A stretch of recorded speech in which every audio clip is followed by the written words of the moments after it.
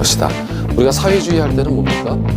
개인보다는 공동체를 우선하는 인간 생활의 개선을 목적으로 부동산 문제 등의 해결을 하기 위한 방법을 찾는 시장은 굉장히 효율적이거든요. 근데 그 시장이 고장났어. 자동차 고장난 거는 고쳐야죠.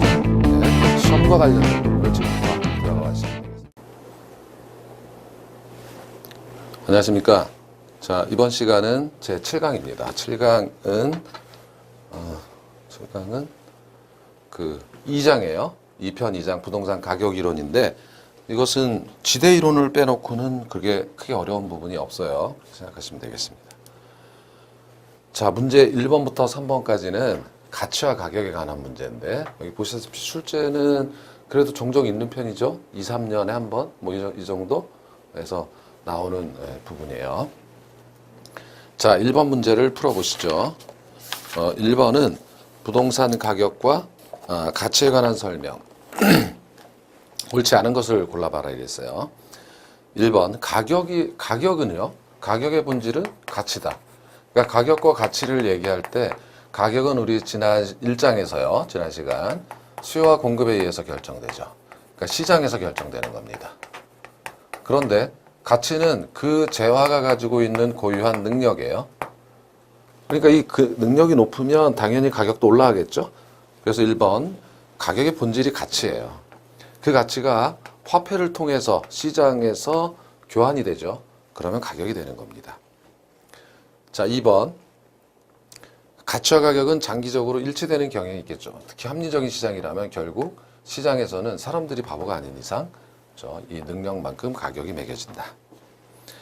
자, 3번 가격은 실제 지불된 금액이죠. 가격은 시장에서 실제 지불된 금액을 말하고 가치라고 하는 것은 자, 가령 어떤 부동산이 있다. 상업용 부동산이 있다. 이 가치는 얼마일까? 라고 하면 이것은 미래 수익이 예상되고 그 미래 수익을 현재 시점에서 앞으로 들어올 수익을 현재 시점에서 가액화하면 그것이 가치예요. 미래 이익을 현재 가치화하는 값이다. 이렇게 정의할 수가 있는 3번은 맞는 거고요. 자, 4번 평가 시점에서 가격은 과거의 값이죠. 이미 가격은 과거에 거래된 거예요. 그러나 이것은 현재 시점에서 추정한 거죠. 가치는. 그래서 현재의 값으로 볼 수 있습니다. 가치는. 5번 주어진 시점에서 대상 부동산에 대한 가치는 하나이고 가격은 여러 개다. 주어진 시점에서 바뀌어 있습니다. 네, 가격은 하나이고 가치는 여러 개가 있을 수가 있어요. 자, 예를 들어서 이거 뭐 붙이면 돼요. 수익 가치. 수익을 기준으로 했다. 시장에서 통상 거래되는 가치다. 그럼 시장 가치. 보험회사에서 보는 가치다. 보험 가치. 담보 가치. 은행에서 담보를 잡아서 얼마로 벌 것이냐. 이렇게 다 다를 수가 있어요. 가치는 여러 가지가 있습니다. 그래서 5번이 바뀌어 있습니다. 가격과 가치가 바뀌어 있어요. 그래서 가격과 가치를 구분하는 문제들이 아까 보셨던 대로 문제가 종종 출제된다. 이렇게 생각하시면 되겠습니다. 자, 그렇다면 다시 한번 정의해보면 가치라는 것은 어떤 재화가 가지고 있는 고유한 능력을 말하는데 화폐를 매개로 하면 가격이 된다. 가치는 사용적 측면에서 보면 사용가치, 이 분필도 사용가치가 있죠. 지금 여러분께 제가 설명을 하고 있으니까. 이 주관적 가치예요. 사람마다 다릅니다. 강사인 저는 이 가치를 높게 보는 거고 그렇지 않은 분들은 분필 필요 없어요. 그래서 그 이용자의 주관적 가치이지만 교환 가치는 이 분필이 시장에서 수많은 사람들에 의해서 공급되고 팔려고 하고 사려고 하는 그 사이에 결정되는 거잖아요. 교환 가치는. 그럼 이거는 객관적이죠. 아무리 높게 주고 사려고 해도 높게 주고 사지 않습니다. 싸게 주고 사려고 하더라도 싸게 살 수가 없어요. 객관적 가치가 되는 거죠. 이런 유사한 개념이 투자 가치와 시장 가치입니다. 투자 가치는 역시 주관적 가치예요. 예를 들면 어떤 건물이 있는데 이 건물 미래 수익이 예상된다. 수익이 쭉 예상되는데 이것을 현재 가치로 할인할 때 요구 수익률로 할인하게 되는 거예요.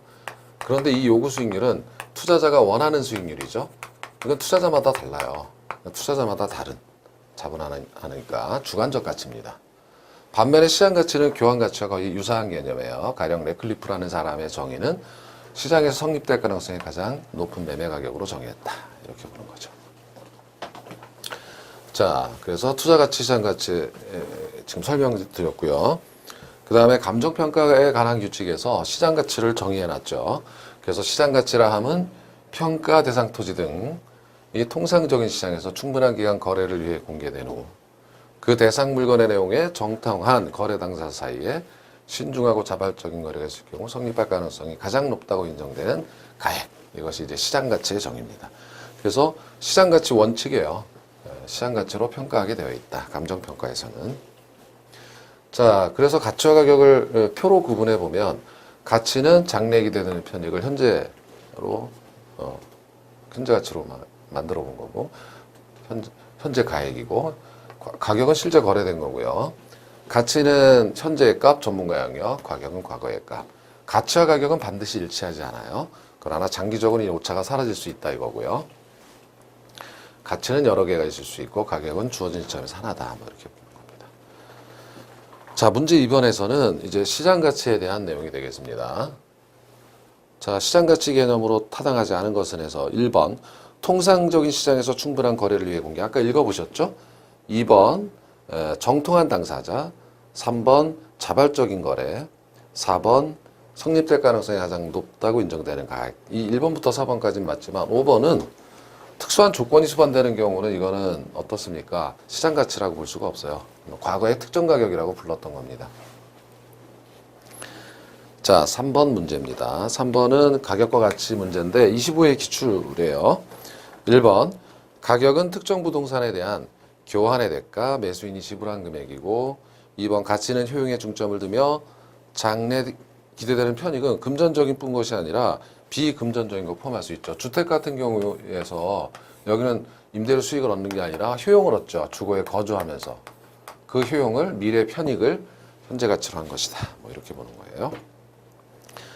3번 가격은 대상 부동산에 대한 현재의 값이지만 가치는 예상한 미래의 값이다. 틀렸죠. 가격은 과거의 값이고 가치는 현재의 값입니다. 미래의 가치를 예상해서 그것을 현재 가치한 거죠. 그래서 3번이 틀렸어요. 4번 가치는 주관적 판단이 반영된 것이고 개인에 따라 차이가 있을 수 있죠. 사용가치 같은 거 생각해보면 투자가치라든지. 5번 주어진 시점의 대상 부동산의 가치는 다양하다 해서 3번만 틀렸습니다. 자, 4번 문제는 이제 좀 과거에 좀 많이 출제됐었던 거죠. 최근에 잘 안 나옵니다. 부동산 가격의 특성은 그래서 과거에는 자주 나왔지만 최근에는 그렇게 많이는 안 나와요. 그리고 내용 자체도 어렵지가 않습니다. 4번 문제를 한번 풀어보면 틀린 것은 1번 동일 부동산에 여러 개 권리가 있을 때 각각의 권리 이익마다 가격이 형성되죠. 지상권에 대해서는 지료, 전체 소유권 전체에 대해서는 전체의 가격, 개발권에 대해서는 개발권에 대해서도 가격이 붙을 수가 있고요. 2번 부동산은 수급 조절이 쉽지 않아 단기적으로 가격 왜곡이 발생할 수 있다라고 하는 것은 자, 3장 다음 시간에 이제 보실 내용인데 가령 수요와 공급에 의해서 균형이 결정되고 그때 수요가 증가할 때는 자, 균형이 이렇게 바로 가격 조절이 가능하죠. 그런데 부동산 같은 경우는 공급이 쉽게 늘어나지 않아요. 단기적으로 공급이 고정되어 있습니다. 수요가 증가한다고 해서 가격이 그냥 급등하고 말아요. 공급량이 늘어나지 않습니다. 이것을 가격 왜곡이라고 하는 거죠. 그래서 2번 맞는 거고요. 3번 부동산 가격은 불안전 시장에서 형성되고 개인적 동기, 특수한 사정 개입. 4번 수요와 공급에 의해서 가격 결정 그리고 수요와 공급에 영향을 미치는 가격의 이중성이다. 이것은 이렇게 보시면 돼요. 자, 지금 보시다시피 수요와 공급에 의해서 가격이 결정됐습니다. 그죠? 그런데 그 수요가 증가해서 이렇게 이동했다 보면 어떻게 됩니까? 그 가격이 다시 수요와 공급에 영향을 미쳐요. 왜냐하면 수요가 증가했어요. 수요가 증가했으면 당연히 가격이 상승했죠. 그러니까 수요 곡선이 이렇게 이동하면서 가격이 올라간 거 보이시잖아요. 그런데 이 가격이 올랐기 때문에 다시 공급이 늘어납니다. 자, 가격이 올랐기 때문에 이 공급이 증가하는 거 보이시죠? 예. 그래서 이것이 가격의 이중성이라고 해요. 수요와 공급에 의해서 가격이 영향을 받기도 하지만 그 형성된 가격이 다시 수요와 공급에 영향을 준다. 이렇게 정의할 수 있다는 거죠. 5번 부동산 가격은 교환의 대가는 가격이죠. 용역, 사용에 대한 대가는 임대료죠. 그러니까 바뀌어 있습니다. 5번이 틀렸습니다. 자, 부동산 가격의 특성을 정리해 보기로 해요. 부동산 가격의 특성은 가격과 임대료로 구분되어 있다. 가격은 투자 원본이고 임대료는 과실이다. 소유권 기타 권리익에 대해서 각각 가격이 형성되고 장기적 고려해서 형성되는 가격이고 지역적으로 부동성 때문에 개별적으로 개별성 때문에 그리고 수요 공급 이론이 잘 적용되지 않아요. 가격 왜곡이 발생하는 거 아까 보셨죠? 그래서 수급 조절이 어렵고 균형 가격 성립이 어려운 것은 다음 장에서 거미집 모형에서 그대로 나타납니다. 자, 문제 5번에서 7번까지는 부동산 가치 형성 요인에 관한 내용이에요. 과거에는 출제가 좀 있었어요. 감정평가에 편입되어 있던 이 내용이기 때문에. 그러나 최근에는 뭐 거의 안 나오죠. 22회 때 한번 나왔던 정도가 되겠습니다. 그래서 5번을 풀면 가치 형성 요인 1번 일반 요인, 지역 요인, 개별 요인 등을 말한다. 그러니까 일반 요인은 모든 부동산에 영향을 주는, 지역 요인은 그 지역에만 영향을 주는, 개별 요인은 개별 부동산에만 영향을 주는 이런 요인들이 있다. 가치 형성 요인에는. 2번 부동산 가치 형성 요인은 가격 발생 요인에 영향을 미치지 않는다. 가격 발생 요인은요, 효용 있어서 사려고 하고, 그리고 그 사려고 하는 사람들의 구매력이 있다. 유효 수요.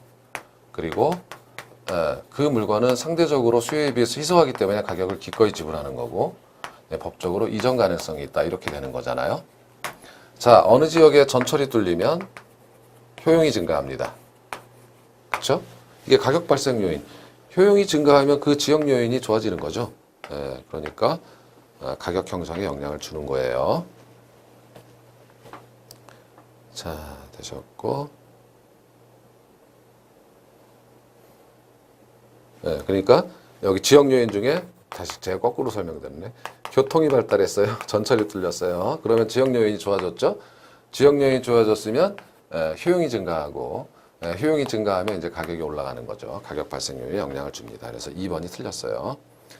3번 일반 요인에 대한 정의죠. 맞습니다. 경제, 사회경제, 행정적 요인으로 나눌 수가 있고, 4번 개별 요인에 대한 정의입니다. 그리고 5번 지역 요인에 대한 정의예요. 그래서 잘 설명이 되어 있습니다. 자, 그래서 지금 해설은 여기 교재에 있는 것처럼 되어 있죠. 자, 가치 발생 요인은 효용, 수요 측면에서 유효 수요가 있고요. 공급 측면에서는 상대적 희소성이 있습니다. 이것은 이제 수요 측면이죠. 사실 그래서 수요와 공급에 의해서 수요 측면 여기 있네요. 공급 측면이고, 법적인 측면에서 이전성, 양도 가능성 이렇게 되어 있고요. 자, 가치 형성 요인은 계속 변하는 거죠. 그래서 일반 요인은 사회경제, 행정적 요인으로 나누더라. 사회적 요인에는 인구의 상태 등이 있고, 경제적 요인 등에는 세금 부담의 상태, 국제화, 교통체계의 상태, 행정적 요인으로는 뭐 이제 제도나 규제, 정책이 들어가는 이런 것들이 부동산 가격에 영향을 미치는데, 이런 요인은 어떤 부동산이든 이 영향을 받는다 이겁니다. 그런데 지역 요인이라고 하는 것은 이 일반 요인이 지역에 들어오면 각 지역마다 별개로 개별적으로 영향을 미쳐요. 이런 거고, 개별 요인은 이제 개별사 건데, 가령 예를 들어서 전철이 뚫렸으면 지역 요인이 좋아진 건데, 이건 이제 일반 요인이죠. 전철의 개통, 교통의 발달. 그것이 지역에 들어오면 별개의 영향을 미친다. A 지역엔 전철역이 있고 B 지역엔 전철역이 없어요. 그럼 전철이 개통된다고 하더라도 어떻습니까? 지역마다 다른 영향을 미치죠. 지역별로 가격이 상승되는 정도가 다르겠죠. 이것을 지역 요인이라고 한다. 개별 요인은 이제 토지에서는 위치, 면적, 지세, 그리고 건물에서는 면적, 높이, 구조 등 개별적으로 영향을 미치는 것이고요. 자, 문제 6번입니다. 문제 6번을 보시면 부동산 가치 형성 요인을 연결한 건데, 이게 이제 13회까지 나왔던 아주 옛날 문제이긴 해요. 그래서 시장 개방은 경제, 외국인들 들어오죠. 국제화의 상태 이런 것들은 경제입니다. 기술 혁신도 경제고, 3번에 정부화는 사회, 5번 세금 부담의 상태는 경제지만 세제에 관한 상태, 이거는 제도가 나오면 이것은 행정적 요인이에요. 어쨌든 4번은 맞고요. 5번 고속철도가 뚫렸다, 개통됐다. 이건 뭡니까? 사회적 요인이 아니라 경제적 요인입니다. 그래서 5번이 틀렸어요. 고속철도 개통되면 가는 김천 혁신도시 같은 데 보면은 엄청나게 지금 발전되고 있죠. 네. 가격도 많이 올랐을 거고. 자, 문제 7번입니다. 가격 발생 요인 22에 기출해요. 1번 효용은 인간의 필요나 욕구를 만족시켜 줄 수 있는 저하의 능력. 2번 상대적 희소성. 3번 가격 발생 요인인 효용, 유효, 수요, 상대적 희소성 중 하나만 있어도 가격이 발생하는 것이 아니에요. 공기를 보면 공기의 공급 곡선은 이렇게 되어 있고 수요 곡선은 이렇게 됩니다. 가격이 발생하지 않죠. 그것은 뭐냐면 희소하지 않기 때문에. 희소해야만, 공급량이 적어야만 가격이 발생하는 거죠. 예, 그래서 상대적 희소성이 없으면 가격이 발생하지 않아요. 그래서 효용은, 공기는 효용도 있고 사람들이 기꺼이 돈을 주고 사려고 하지만, 유효수요, 상대적 희소성이 없잖아요. 예? 그죠? 상대적 희소성이 없어요. 이렇게 되면 가격이 발생하지 않아요. 그래서 세 가지 요인이 모두 충족되어야만, 뭐 이전성이 있다면 이전성까지 가격이 형성되는 겁니다. 그래서 답이 3번이에요. 4번은 양도 가능성, 5번은 아까 보셨던 문제와 같아요. 자, 8번부터 14번까지는 지대이론인데, 지대이론은 중요하죠. 별이 4개입니다. 보면 자주 나와요. 이렇게 굉장히 자주 나오는 별. 짝수에 나오네요. 보통 20회 이후는. 자, 그래서 지대이론은 지금 나머지 문제들인데 먼저 정리를 하고 푸는 것이 나을 것 같아서 요약 정리를 먼저 해봅니다. 지대라는 것은 당연하죠. 정의 자체는 토지가 효용을 제공하니까 그 사용자한테 받는 금액이 바로 지대입니다. 근데 이 지대를 보는 관점이 고전학파는 토지의 부중성을 강조했다. 이거는 비생산성. 토지는 생산할 수 없는 거 아니냐. 예를 들어서 생산비가치설이라고 하는 것은 고전학파의 경우에 여기에 가치는 어디서 오는가? 그 생산비에 들어있다 이거예요. 생산비가 없잖아요. 그러니까 당신이 노력한 것도 없는데 지대를 받네? 이거는 불로소득이네. 혹은 잉여다. 이렇게 이제 얘기를 하는 겁니다. 그러나 신고전학파는 반대로 본 거죠. 용도적 공급이 가능하다. 가령 있잖아요. 노동자 임금이 상승하면 이게 생산 요소죠. 당연히 그 물건의 가격이 올라가죠. 마찬가지로 이 토지도 생산 요소 중에 하나, 생산 요소 비용이라고 하죠. 임금이라는 건 생산 요소 비용이라는 거예요. 왜냐하면 토지도 다른 재화처럼 생산할 수 있다. 생산이 불가능한 것이 아니다. 당신 잘못 봤다 이거예요. 예를 들면 택지를 만들 때는 분명히 돈이 들어요. 택지에 집을 지어야 되니까 생산할 수 있는 재화예요. 택지 공사비가 많이 들으면 집값 올라가는 겁니다. 그래서 생산 요소에 대한 비용, 생산 요소 비용이라고 하는 거, 줄여서 비용이다 이렇게 이제 본 거죠. 관점이 다르다 이거죠. 그래서 나중에 잠시 후에 이제 지대가 올라가면 그러면 곡물 가격이 상승한다. 마치 임금이 올라서 상품 가격이 오르는 것처럼 지대가 상승하면 비용이기 때문에 곡물 가격도 상승한다. 그 토지에서 경작하는 작물의 가격이 올라간다. 이렇게 보는 거예요. 자, 어쨌든 이 둘의 논쟁에, 곡물가 논쟁에 고전학파의 지대론을 잉여라는 지대론을 보강하는 논리가 바로 리카도의 차액지대론이에요. 차액이라는 것은 해당 토지의 생산성과 한계지의 생산성의 차액이 지대다 이거죠. 그죠? 한계지란 비옥도가 가장 낮아 지대가 발생하지 않는 토지로 정의했어요. 그러니까 이 한계지에서는 경작하면 생산비만 건질 수가 있어요. 이 잉여가 남는 게 없는 거예요. 근데 얘는 남는 게 있는 거죠. 그 남는 잉여가 지대다 이렇게 본 거죠. 사례를 들어보면 자, 결국 요거를 이해하기 위해서 지금 이 사례를 들고 나온 건데 우리 기본 이론에 보신 거죠. 미래 가격이 킬로그램당 10,000원이면 10,000원일 때를 생각해 봅니다. 그러면 해당 토지는 제곱킬로미터당 1,000km. 그러면 곱하면 1,000만 원이 매출액이고, 근데 생산비가 600원이 들었다면 400만 원이 남는 잉여가 되고, 그 잉여가 지대다 이렇게 본 겁니다. 한계지는요 600kg만 생산이 돼요. 생산성이 낮죠. 그래서 10,000원에 팔면 600만 원 하면 생산비 빼면 남는 게 없어요. 지대가 발생하지 않는 토지입니다. 그러면 해당 토지의 지대는 요 한계지하고 차액, 그 400만 원이 지대다. 이렇게 본 겁니다. 자, 그렇다면 가격이 올랐을 때는 어떻게 됐을까라는 거죠. 12,000원으로. 그럼 여기다 12,000원을 곱하면 이제 1,200만 원이 되고, 그러면 600만 원을 빼면 지대가 이제 600만 원이 되는 거죠. 지대가 올랐어요. 200만 원. 이렇게 된 겁니다. 그리고 한계지도 지대가 올랐죠. 왜냐하면은 여기다가 12,000원을 곱하면 720만 원이 되는 거고, 600만 원을 빼면 지대가 발생했어요. 이제 여기서도 지대가 발생하고, 그러면 한계지는 더 확장되겠죠. 덜 600kg이 되지 않더라도 됩니다 이거죠. 500kg만 나와도 경작이 되겠죠. 12,000원 곱하면 생산비 건져지니까. 그래서 자, 이거 보기 전에 아까 그거 보셔야 돼요. 이거 노동자 임금이 올라가면 상품 가격이 오르듯이 지대가 상승해서 곡물 가격이 올랐다. 이게 19세기 영국의 곡물가 상승 논쟁입니다. 그래서 신고전학파는 지대 상승이 곡물 가격 상승의 원인이라고 본 겁니다. 그렇지만 자, 차익지대론에 의하면 그게 아니에요. 곡물 가격이 올랐기 때문에 지대가 올라간 거죠. 신고전학파는 이렇게 본 거죠. 비용이 올라서 곡물 가격이 올랐다. 그러나 그게 아니다. 그래서 비용이 아니라고 주장한 것이 리카도의 차익지대론이에요. 그래서 비용이 아니니까 당연히 이거 잉여다. 봐라, 남는 잉여 아니냐. 이렇게 된 거예요. 자, 그리고 시험에서는 가끔 리카도 차익지대론을 물어볼 때 지대 발생 조건이 토지 공급이 당연히 제한되고 비옥도의 차이가 나고 당연히 한계지하고 해당 토지하고 수학 체감의 법칙이 성립되기 때문이다.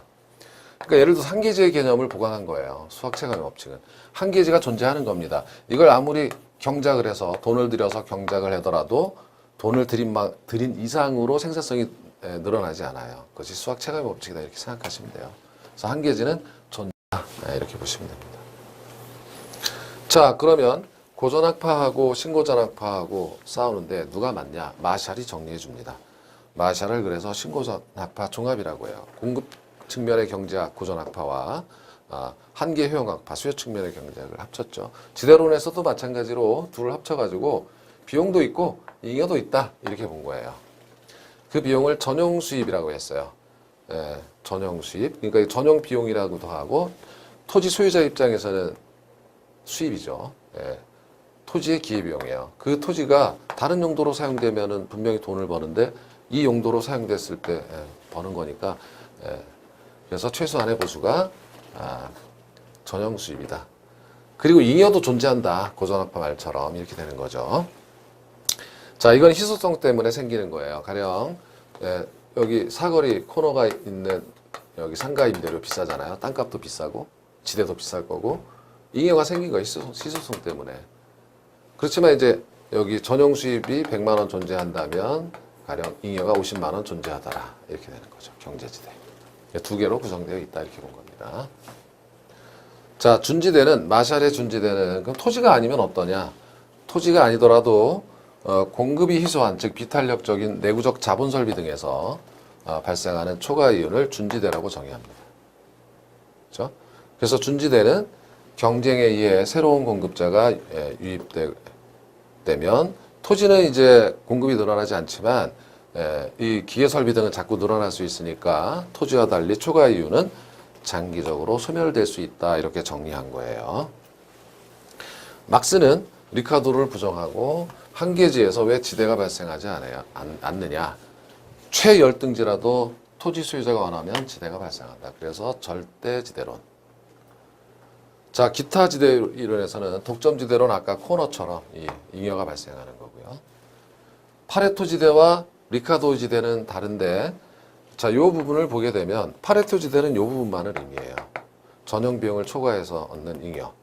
요거는 세금으로 모두 환수해도 된다. 토지 이용에 영향을 미치지 않는다 이거예요. 리카도 지대는 이 전체를 의미합니다. 국민경제 전체 차원에서 보면은 전용 수입은 0이기 때문에 이 전체를 뭐 이런 거 어려우니까 보지 말고 파레토 지대는 요거, 리카도 지대는 이걸 봤다. 뭐 이 정도를 보면 되겠습니다. 마샬의 도시지가 이론은 마샬은 도시지가가 비싼 이유가 위치 가치 때문이었다. 허드는 이건 보셨죠? 1편에서 접근성에 의해서. 헤이그의 마찰 비용 이론은 이것은 지대는 교통비 절약뿐이다. 그래서 교통비가 절약되면 지대가 올라가더라. 이렇게 주장했고, 알란소의 페널티 이론은 3장에서 여러분 그 입찰지대 이론을 볼 거고, 도시의 입찰지대 곡선은 이렇게 생겼어요. 그래서 가령 중심지로 멀어질수록 수송비가 많이 들어서 지대가 하락하게 되는 겁니다. 이렇게. 자, 문제를 풀어보기로 하죠. 8번 문제입니다. 1번을 보시면 지가에 대한 정의, 지대에 대한 정의니까 맞는 거고, 2번은 고전학파는 지대를 비용이 아니라 잉여, 신고전학파는 비용에서 바뀌어 있습니다. 3번은 당연히 지대가 비용이라면 토지에서 생산되는 재화, 뭐 가령 곡물 가격에 영향을 미치는 거고, 자, 4번은 리카르도. 차액지대설에 따르면 생산비가 1억인 토지에 매출액이 1억밖에 안 나오면 이거 아무것도 안 남죠. 그러니까 한계지예요. 지대가 발생하지 않는. 5번은 막스의 절대지대론입니다. 9번 문제는 뭐 계산 문제도 아니에요. 사실은. 보면은 한계지의 생산성이 5kg고요. 해당 토지의 생산성이 몇 킬로입니까? 7kg이면 그 생산성의 차이가 바로 지대라는 거잖아요. 2kg. 이게 지대인데 가격이 얼마였어요? 1,000원이었죠. 네, 킬로그램당. 그러니까 2,000원. 그래서 해당 토지의 지대는 2,000원이다.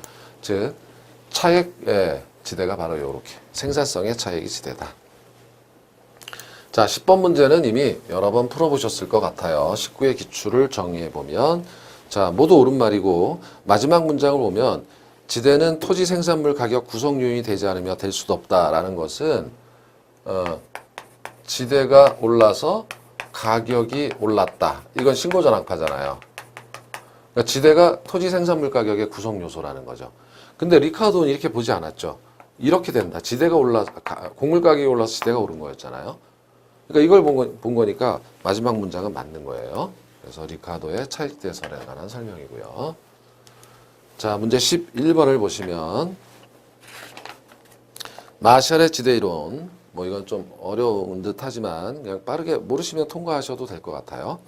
1번 전용 수입에 대한 정의, 2번도 마찬가지고, 3번은 준지대, 4번은 경제지대, 5번 토지 공급이 탄력적이기 때문에 발생하는 잉여. 이게 앞에 말이 틀렸는데, 탄력적이라는 것은 공급이 풍부하다는 거죠. 그게 아니라 비탄력적이어서 희소해서 발생하는 것이 경제지대니까 5번이 틀렸다. 자, 12번은 이제 지대론의 열거입니다. 1번, 헤이그의 마찰 비용에 의하면 토지 이용자의 마찰 비용은 지대와 교통비로 구성되는데, 교통수단이 양호해지면 지대는 낮아지는 게 아니라 높아집니다. 마찰 비용은 고정되어 있는데 가령 100만 원이다. 그런데 교통비가 줄어들었어요. 가령 50만 원씩 하다가 교통비가 30만 원으로 줄어들었어요.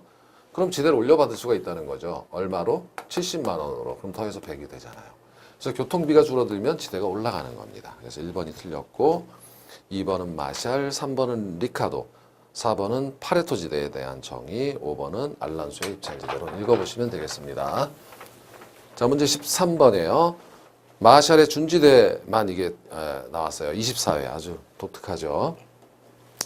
1번 리카르도의 지대론 재편했고, 2번 준지대는 사람이 만든 기계나 기구로부터 얻는 소득. 그러니까 토지가 아닌 거죠. 3번 토지는 계량공사린의 추가적으로 발생하는 일시적 소득이 됐다. 그럼 일시적인 거는 준지대예요.